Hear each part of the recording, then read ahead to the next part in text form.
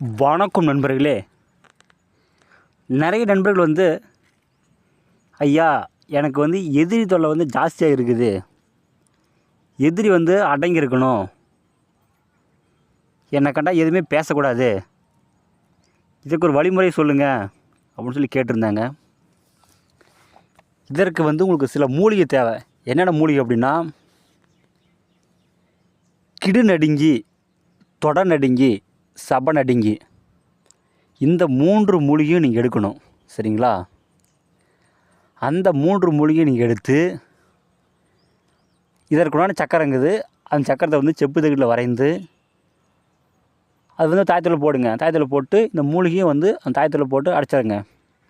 அடைச்ச பிறகு இதற்குண்டான மந்திரங்குது, அந்த மந்திரத்தை ஒரு 108 உரு ஜபிச்சு நாம் கட்டிக்கிட்டோம் அப்படின்னா, எப்பேற்பட்ட எதிரியாக இருந்தாலும் சரி, யாராக இருந்தாலும் சரி, நம்மளை கண்டா அடங்கி உடங்கி இருப்பாங்க. நம்மளை பற்றி ஒரு வார்த்தை கூட அவங்க பேச மாட்டாங்க. இது மிகவும் சக்தி வாய்ந்த முறை.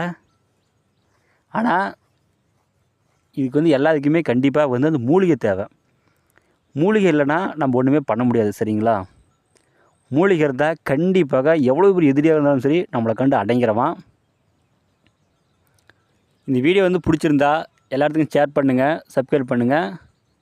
மாந்திரீகத்தில் உங்களுக்கு எந்த டவுட்டாக இருந்தாலும் சரி எனக்கு ஃபோன் பண்ணி கேளுங்க, கண்டிப்பாக நான் சொல்லிக் கொடுக்குறேன். நன்றிங்க.